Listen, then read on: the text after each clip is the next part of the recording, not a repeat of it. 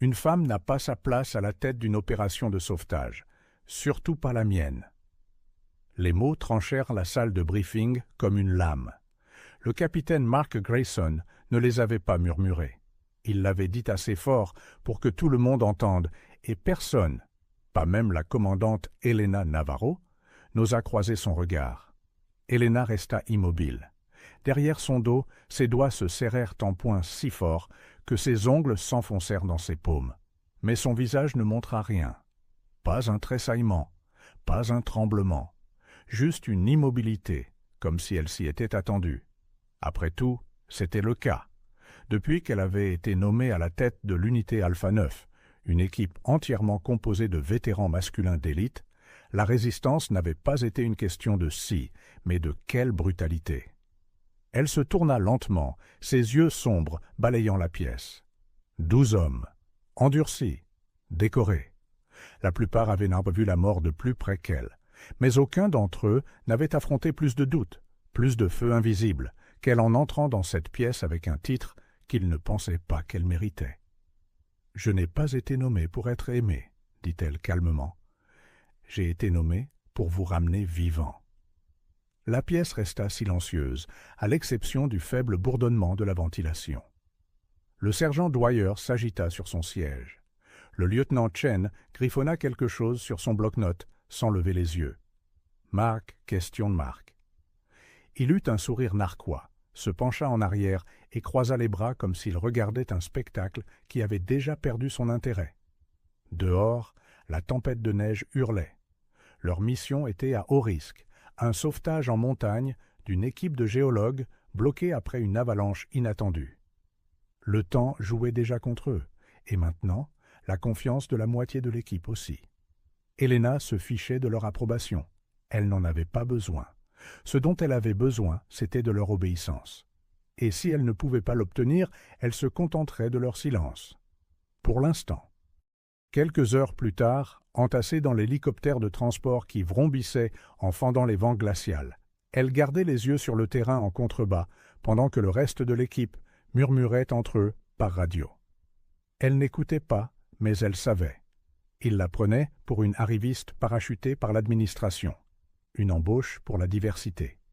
Il ne savait rien des 2 missions à Kandahar, ni de l'opération chirurgicale qu'elle avait pratiquée sur le terrain sur un coéquipier à main nue, ni de la nuit où elle avait traîné 3 soldats blessés hors du feu ennemi parce que l'évacuation médicale avait 2 heures de retard.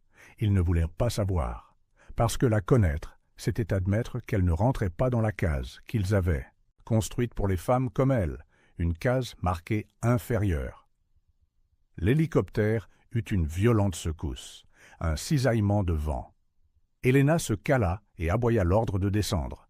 Leur pilote, Manny, lui fit un bref signe de tête. Il lui faisait confiance. Il était l'un des rares. « On se pose dans 15 minutes, » dit-elle dans le casque. « Les conditions sont instables. Vous suivez mes ordres. Pas d'improvisation. Si vous faites les malins, vous mourrez. » Des questions ?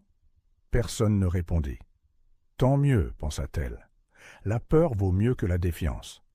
La zone d'atterrissage était brutale, de la glace vive, des rochers épars et des falaises qui s'ouvraient, comme des bouches avides, du moindre faux pas. Dès que leurs bottes touchèrent la neige, elle vit l'hésitation dans leurs yeux. Ils n'étaient pas prêts pour ce terrain. Elle, si. « En avant !»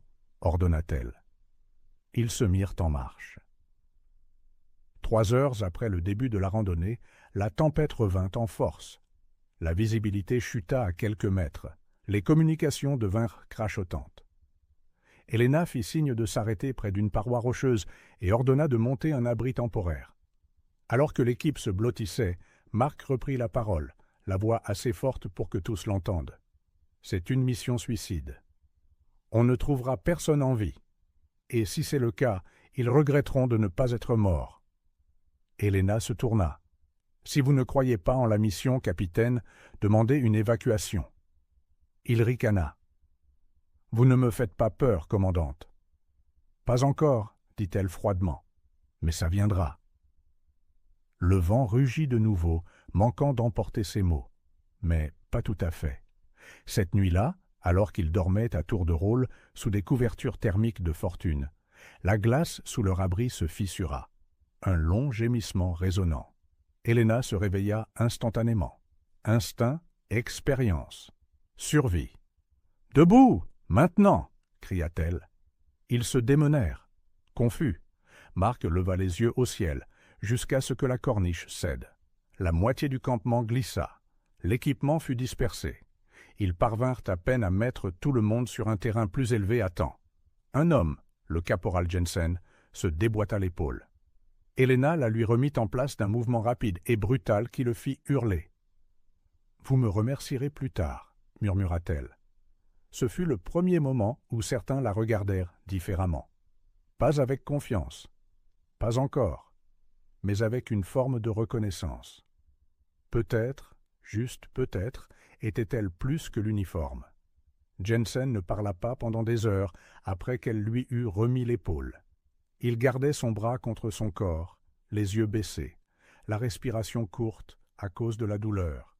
Mais il ne se plaignit pas une seule fois.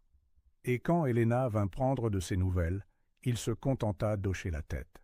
« Merci, mon commandant, » dit-il finalement, d'une voix basse, sans sarcasme. Elle continua son chemin sans répondre. Le respect gagné sur le terrain n'arrive jamais en fanfare. Il vient en silence, dans des regards qui contiennent un peu moins de suspicion, dans la façon dont des bottes suivent les ordres sans délai. Au matin, la tempête faisait de nouveau rage, mais le signal GPS perça, faible, pulsant comme le battement de cœur d'un mourant. L'équipe de géologues était en vie.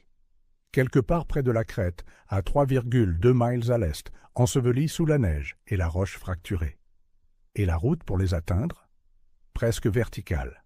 Tandis qu'Helena exposait le plan, elle vit la mâchoire de Marc se crisper. Il attendait une faille, une hésitation dans sa confiance, un faux pas sur lequel il pourrait bondir. « Vous voulez escalader cette crête avec la moitié de l'équipe blessée et nos cordes gelées ?» dit-il, les bras croisés, le ton dégoulinant de mépris. « C'est du suicide. »« Non » dit-elle en le regardant droit dans les yeux. « C'est un sauvetage. Mais libre à vous d'attendre ici et de tenir compagnie à la neige. » Dwyer laissa échapper un grognement. Chen esquissa un sourire. Ce n'était pas de l'approbation. Pas encore, mais c'était la première fissure dans l'armure de Marc. Ils montèrent par paires. Helena menait. La glace mordait leurs bottes, le vent griffait leur corps, et la visibilité diminuait à chaque mètre gravi. Par 2 fois, elle dut s'arrêter et réancrer la corde lorsqu'elle la sentit glisser contre le granit nu. Elle se déplaçait comme quelqu'un qui avait déjà fait ça, parce que c'était le cas. Pas ici, mais au Népal, au Kirghizistan, dans des endroits trop froids et trop lointains pour que le souvenir les réchauffe. Près du sommet, l'une des nouvelles recrues, Morals, perdit pied. Il glissa. Juste un cri, aigu et paniqué. Le monde ralentit. Helena ne réfléchit pas, elle agit, se jetant en avant, attrapant son poignet avant la chute complète. La glace déchira ses gants. Le sang perla de sa paume. « Ça va aller » dit-elle en serrant les dents, le hissant vers elle. Et soudain, tous les doutes n'étaient plus aussi bruyants. Au moment où ils atteignirent l'entrée de la grotte, à moitié effondrée et scellée par la neige, plus personne ne remettait ses ordres en question. Ils creusèrent, à main nue, avec des pelles, avec tout ce qu'ils avaient. Cela prit des heures, des doigts gelés et des mâchoires serrées. Helena les fit avancer, sa voix stable, sa présence une bouée de sauvetage. Puis, un son, faible, désespéré, un coup. Ils étaient en vie. Ils percèrent la dernière couche et trouvèrent 6 personnes à l'intérieur, blotties, gelées, faibles, mais respirant. L'une d'elles, une femme d'une 50aine d'années, avec une entaille sur le visage, s'agrippa à Helena quand celle-ci l'atteignit. « Je ne pensais pas que quelqu'un viendrait, » murmura-t-elle. Helena ne dit rien. Elle lui serra simplement la main. L'extraction serait plus difficile. La tempête avait de nouveau modifié le terrain. L'hélicoptère ne pouvait pas atterrir là où ils étaient arrivés. Il faudrait se déplacer. Vite. Cette nuit-là, ils se blottirent dans la grotte élargie. Helena recousit la blessure de la femme sous une lumière tamisée pendant que le reste de l'unité partageait les rations. Mark était assis en face d'elle, silencieux, observant. Elle sentait le poids de son regard comme un défi, ou peut-être quelque chose d'autre maintenant. « Pourquoi n'êtes-vous pas parti quand on vous a donné cette équipe ?» demanda-t-il finalement, à voix basse. Elle ne leva pas les yeux de sa couture. « Parce que je savais que je serais celle qui tiendrait bon au moment crucial. » Il ne répondit pas, et dans le silence qui suivit, quelque chose changea. Au matin, elle trouva Mark déjà réveillé, en train de préparer le matériel, la mâchoire contractée par une concentration silencieuse. Alors qu'il se préparait à partir, il s'approcha, s'arrêtant à quelques centimètres d'elle. « Vous êtes une dure à cuire, » dit-il, « mais vous nous avez gardés en vie. » Elle croisa son regard. « Vous avez fini de me tester ?» Il ne sourit pas, juste un signe de tête. Puis, ouvrez la marche. Ils descendirent lentement, de manière calculée. À chaque heure, l'épuisement se creusait. Les cordes s'effilochaient. La nourriture se faisait rare. La tempête reviendrait à la tombée de la nuit. Et ils le savaient tous. Un mauvais virage, et ils n'y arriveraient pas. Juste après un ravin gelé, la glace craqua de nouveau, plus profondément cette fois. Helena ordonna un arrêt. Ses instincts hurlaient. Elle avança seule, testant chaque pas. Trop tard. Le sol céda. Une plaque de neige tomba, l'entraînant vers le bas. Elle heurta violemment. La douleur explosa dans ses côtes. Elle entendit des cris au-dessus, des cordes qui volaient, de la glace qui tombait. Puis, le silence. Elle était ensevelie. Le froid était absolu. Et un instant, dans le noir, elle se demanda « Est-ce que c'est ici que tout s'arrête ?» Mais au-dessus, une voix perça le hurlement. « Helena, tenez bon !» Mark, puis Dwyer, puis Chen, puis tous, creusant, appelant, la sauvant, et pour la première fois depuis des années, elle s'autorisa à espérer que peut-être, juste peut-être, elle n'était plus seule dans ce combat. Le froid la serrait comme une seconde peau. Sous des couches de neige et de glace, Helena ne pouvait plus bouger. Chaque respiration était une douleur. Chaque seconde s'étirait à l'infini. L'obscurité avait désormais un poids, et le silence murmurait des mensonges, qu'ils ne l'atteindrait pas à temps, qu'elle n'avait pas assez d'importance, que les hommes au-dessus la laisseraient s'éteindre doucement, et peut-être que c'était ce que certains d'entre eux avaient souhaité depuis le début. Mais ensuite, elle les entendit, le crissement des bottes, le grattement des pelles, et sa voix. « Helena, continuez de parler. » Mark, ses doigts tressaillirent. Elle essaya de parler, mais toussa à la place. L'air glacial, coupé comme du verre. Au-dessus, le creusement devint frénétique. Elle ferma les yeux, non par peur, mais par la certitude écrasante que quelqu'un venait. Pas par devoir, mais parce qu'elle était enfin devenue quelqu'un digne d'être suivie. Quelques minutes plus tard, la neige au-dessus d'elle bougea. Une lueur grise perça, suivie d'une main gantée qui creusait vers elle. « Je l'ai! Elle est là !» cria Mark. Des voix éclatèrent. Helena sentit des bras l'envelopper, la tirer. Le froid recula centimètre par centimètre, tandis qu'il la hissait. Lorsqu'elle émergea dans le vent mordant, elle haleta, non de douleur, mais pour respirer, pour être revue, sauvée. Mark la maintint stable. « Ça va ?» Elle hocha faiblement la tête. Une côte cassée, pas morte. Il sourit, son visage strié de sueur et de givre. « Ça m'étonne pas. Vous n'êtes pas du genre à casser facilement. » Ils l'enveloppèrent dans des couvertures thermiques. Dwyer lui tendit une flasque avec un liquide chaud, du bouillon instantané. Chen lui immobilisa le poignet fracturé. Personne ne remettait en question ses ordres maintenant.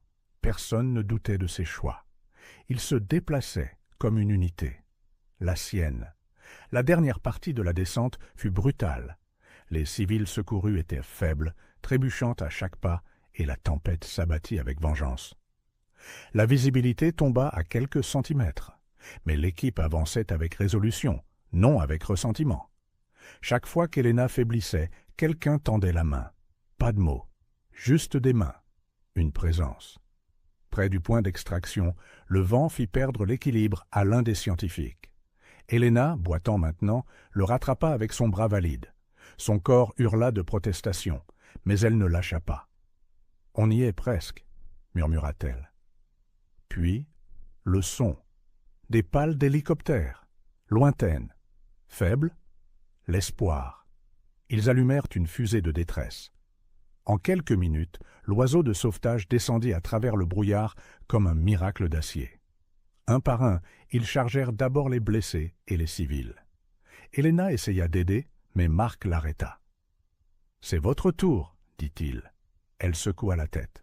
« Embarquez l'équipe. »« On ne vous laisse pas. » Elle le regarda. Non pas le sceptique narquois du premier jour, mais le soldat désormais ancré dans quelque chose de solide. Elle céda. À l'intérieur de l'hélicoptère, elle s'autorisa enfin à expirer. La chaleur était saisissante. Le médecin pressa de la gaze sur ses côtes. Jensen, dont elle avait remis l'épaule, se pencha de l'autre côté de l'allée. « Vous m'avez sauvé la vie, mon commandant. »« Vous m'avez sauvé la mienne, » répondit-elle. L'hélicoptère décolla. La neige blanche se mua en ciel. De retour à la base, la presse attendait. Photos, questions, applaudissements. Mais Helena ne parla pas. Pas ce jour-là. Elle s'assit à l'infirmerie, regardant par la fenêtre le crépuscule peindre les montagnes d'un or pâlissant. Mark entra, tenant 2 cafés. Il en posa un à côté d'elle. « Ils veulent que vous parliez au débriefing demain, dit-il. En public, avec les caméras, tous les honneurs. » Elle ne répondit pas. Il s'assit en face d'elle. « Ça va ?» Elle hocha la tête. « Juste. Fatigué. » Il y eut une longue pause. Puis il dit quelque chose d'inattendu. J'avais tort. Ses yeux rencontrèrent les siens. Il ne s'y a pas. Je pensais qu'une femme ne pouvait pas nous diriger, que vous vous effondreriez, que nous devrions vous porter. Mais c'est vous qui nous avez portés. Elle laissa les mots s'installer avant de répondre. Je n'avais pas besoin que vous croyiez en moi, dit-elle doucement. J'avais juste besoin que vous ne me barriez pas la route. Il eut un petit rire essoufflé. La prochaine fois, je suivrai plus vite. Elle hocha la tête. Bien, il y aura une prochaine fois. Ils restèrent assis en silence un moment. 2 soldats, 2 corps meurtris, et une nouvelle confiance fragile entre eux. Le lendemain matin, elle se tenait devant la salle de briefing, la même pièce où Mark l'avait humiliée quelques jours plus tôt. Sauf que cette fois, elle était remplie de mains qui applaudissaient et de regards qui croisèrent le sien sans résistance. « Commandante Navarro, » dit le directeur, « vous avez dirigé une équipe d'hommes qui ne voulaient pas d'une femme leader, et vous les avez tous sauvés, jusqu'au dernier. Comment avez-vous fait ?» Elle regarda à travers la pièce, croisant le regard de chaque homme qui se tenait maintenant plus droit en sa présence. « Je ne l'ai pas fait parce que j'étais une femme, » dit-elle d'une voix stable. « Je l'ai fait parce que je suis un leader, et j'ai cessé d'essayer de le prouver le jour où la montagne a tenté de m'ensevelir. » Une pause, puis des applaudissements, non pas forcés, non pas polis, mérités. Ils qualifièrent cela de succès. Une mission d'école. Aucune perte, aucun objectif manqué, et un officier commandant qui avait réussi, d'une manière ou d'une autre, à transformer une équipe hostile en une équipe loyale dans des conditions extrêmes. Le rapport officiel louait son leadership tactique et sa résilience émotionnelle. Les médias titrèrent « Une femme commandante défie les pronostics » et « Comment Helena Navarro a changé les règles ». Mais le succès pesait plus lourd qu'elle ne l'imaginait. Dans les jours qui suivirent le sauvetage, Helena évita le bruit. Elle sauta les points de presse, refusa les demandes d'interview et resta à la salle de sport bien après le départ de tout le monde. Son corps était encore en convalescence, mais son silence n'était pas dû à la douleur. C'était une question d'assimilation, parce que sous les médailles et les ovations, quelque chose la rongeait. Il n'aurait pas fallu une avalanche et une quasi-mort pour prouver qu'elle avait sa place. Le monde la louait maintenant, mais où était cette conviction avant qu'elle n'ait saigné pour l'obtenir? Un soir, aux messes, elle se retrouva seule jusqu'à ce que des pas s'approchent. Marc se glissa sur le siège en face d'elle sans demander la permission. Il l'observa un moment avant de parler. « Vous savez, les gens en parlent encore. »« Je sais. » Ils réécrivent les protocoles, mettent en place des évaluations d'inclusion dans les unités de terrain. Vous avez secoué tout le bâtiment, Helena. Elle remua sa boisson. Il a fallu qu'une montagne s'effondre pour qu'il remarque que les fondations étaient déjà fissurées. Marc se pencha en avant. « Vous pensez qu'ils oublieront ?»« Ils le font toujours, » dit-elle doucement. « Jusqu'à ce que la prochaine femme entre dans une pièce pleine de sceptiques et qu'elle soit obligée de saigner pour sa place, encore une fois. » Il ne conteste pas. Ce silence, non pas de culpabilité, mais de reconnaissance, signifiait plus que des excuses. Puis il dit « Vous nous avez changé. »« Vraiment ?» demanda-t-elle. Il hocha la tête. « Oui, pas en criant, pas en exigeant le respect. Vous nous avez donné envie de suivre. C'est rare. Peu importe qui vous êtes. Homme, femme, c'est ça, le leadership. » Elle l'étudia. Les traits de son visage étaient différents maintenant, moins sur la défensive, plus vrais. « Pourquoi pensez-vous que ça a pris si longtemps ?» demanda-t-elle. Il soupira. « Parce que nous avons été élevés dans des milieux où les femmes étaient des infirmières ou du soutien, pas des leaders. Personne ne l'a jamais dit à voix haute, mais on nous a appris à regarder au-delà de vous, pas vers vous. » Sa mâchoire se crispa, mais elle ne l'interrompit pas.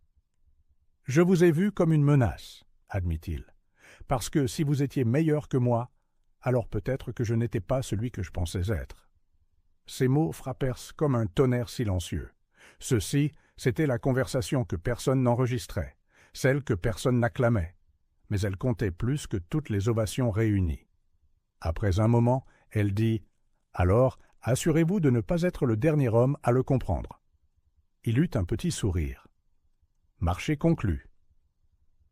Cette semaine-là, un nouveau cadet arriva.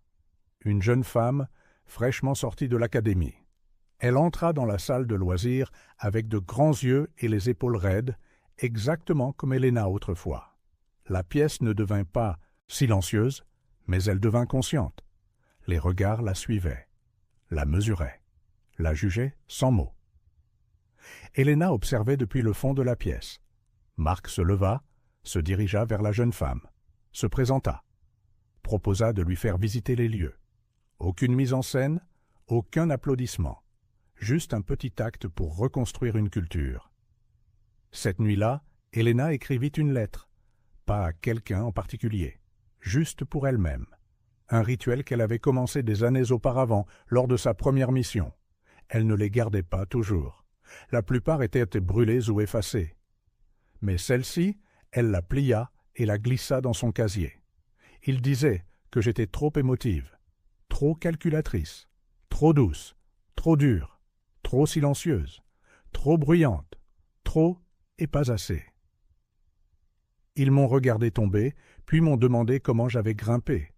Mais je ne grimpais jamais pour leur approbation. Je grimpais parce que personne ne venait me chercher. Maintenant, ils ont compris. Et plus important encore, moi aussi.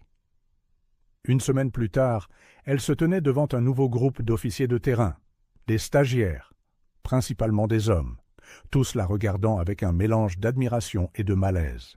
Elle les regarda, non avec colère, mais avec clarté.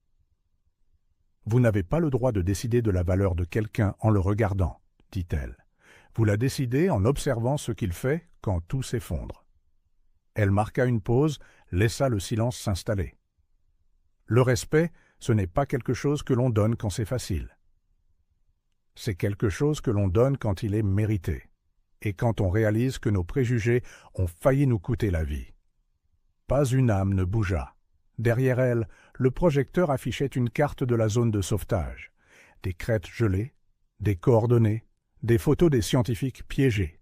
Les chiffres ne mentaient pas, et les cicatrices sous son uniforme non plus. Après le séminaire, un jeune stagiaire s'approcha d'elle, hésitant, nerveux. Il avait l'air d'avoir une vingtaine d'années. Commandante Navarro » demanda-t-il. J'étais l'un de ceux qui pensaient... Vous savez. Elle haussa un sourcil. Mais après ce que j'ai vu, je voulais juste dire que j'avais tort. Elle hocha la tête. Bien, maintenant, passez le mot. Il sourit, salua et s'en alla. L'avenir, pensa-t-elle, se construit une admission à la fois. 6 mois plus tard, la montagne n'était plus qu'une forme sur une carte. La neige était retournée au silence. Les rochers avaient enseveli ce qui était brisé. Le monde avait avancé, comme il le fait toujours. Mais pas Elena Navarro. Elle se tenait seule au bord d'une nouvelle zone d'atterrissage. Plus haut cette fois, plus plate, plus sûre. Elle regardait une nouvelle équipe d'entraînement débarquer de l'hélicoptère, tout en énergie effervescente et en confiance, non, testée. Parmi eux, 2 femmes. Une grande au visage sévère, l'autre petite, mais aux yeux vifs, scrutant tout, comme si elle savait déjà que la confiance n'était pas gratuite. Elena se vit dans les 2. Elle ne les approcha pas. Pas encore. Elle savait qu'elles trouveraient leur chemin vers elle assez tôt, quand le silence aux messes deviendrait trop pesant, ou quand quelqu'un les appellerait « ma belle » une fois de trop. Elle se détourna du rebord et descendit seule le sentier, son pas régulier, ses bottes crissant sur le gravier et la neige. Elle n'était plus là pour prouver quoi que ce soit. Cette partie de sa guerre était terminée. De retour au QG, la vie avait repris son rythme. Entraînement, conseil, direction. Pas sur le terrain cette fois, mais dans l'esprit de la prochaine génération. Elle avait gagné le droit de choisir où laisser sa marque, et elle a choisi l'héritage. Un après-midi, elle fut convoquée dans la salle de briefing. À l'intérieur, le général Harlow, un homme connu pour sa franchise et son expression de pierre. Il lui fit un signe de tête. « Vous avez été demandé pour une commission spéciale, » dit-il. « Unité de conseil international, formation croisée d'équipes de direction, civile et militaire. » Elle cligna des yeux. « Vous m'envoyez à l'étranger ?»« Non, dit-il. Nous vous demandons d'y aller. »« Vous l'avez mérité, commandante. » Elle hocha lentement la tête. « Pourquoi moi ?» Il sourit faiblement. « Parce que vous n'avez pas peur d'être la première, et parce que ceux qui doutaient de vous citent maintenant dans leur cours. » Elle ne répondit pas tout de suite. Puis, « J'irai. Mais je veux une discrétion totale sur mon équipe. » Accordé. Et je veux des femmes, pas des faire-valoir, pas des expériences, des leaders. Compris ? Elle se leva pour partir, mais il l'arrêta. « Une dernière chose, dit-il. J'ai lu le rapport de l'unité Alpha 9. Je sais pour la chute, pour ce que vous avez fait. » Son corps se raidit. « C'était mon travail ?»« Non, dit-il, c'était plus que ça. Vous avez sauvé des vies dans un endroit où le leadership meurt vite, et vous avez changé des hommes qui ne pensaient pas pouvoir être changés. Ce genre de commandement ne s'enseigne pas. » Elle offrit un bref signe de tête. C'était tout. Dehors, elle trouva Marc qui l'attendait. Appuyé sur une balustrade, un café à la main, la même Marc qu'il lui apportait toujours maintenant, depuis ce matin froid à l'infirmerie. « Vous partez ?» demanda-t-il. « On dirait bien. »« Ils auront de la chance de vous avoir. » Elle le regarda. « Vous pensez encore à cette mission ?»« Tous les jours, dit-il. C'est le moment où j'ai cessé d'être sûr de tout ce dont j'avais été sûr. Vous avez reconfiguré toute ma définition de la force. » Elle sourit faiblement. « Bien. » Puis, plus doucement. « Merci de m'avoir déterré. » Il gloussa. « Vous l'auriez fait pour moi. »« Je l'ai fait, vous vous souvenez ?» dit-elle avec un sourire en coin. « Crête 3, la corniche de glace. Vous m'en devez une ?» C'est juste. Ils restèrent dans un silence complice. Pas égaux en grade, mais en respect. Ce genre rare né dans le feu et l'échec. Plus tard dans la nuit, alors qu'elle faisait ses bagages pour son nouveau poste, elle ouvrit son casier. Il y avait la vieille lettre, celle qu'elle avait écrite après le sauvetage. Elle la relut lentement, puis la glissa dans la poche de son manteau. Non comme un fardeau, comme un rappel. Elle savait qu'il y aurait toujours une autre pièce, Une autre première impression, un autre visage attendant de la juger avec de vieux yeux. Mais elle n'entrait plus en espérant être sous-estimée. Elle entrait en sachant qu'elle pourrait l'être. Et c'était son avantage. À l'aéroport, avant d'embarquer, elle reçut un dernier message. C'était une photo. L'équipe de ce jour-là, debout côte à côte devant la montagne, envoyée par Dwyer. Au centre de la photo, quelqu'un avait gravé une phrase dans la roche derrière eux. « Dirigé par le feu.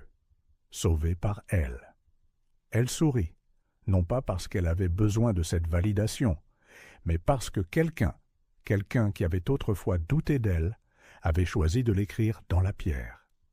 Elle monta dans l'avion sans se retourner, non pas pour échapper à ce qu'elle avait enduré, mais parce qu'elle avait d'autres montagnes à gravir. Et cette fois, il connaîtrait tôt son nom, avant même que la première neige ne tombe.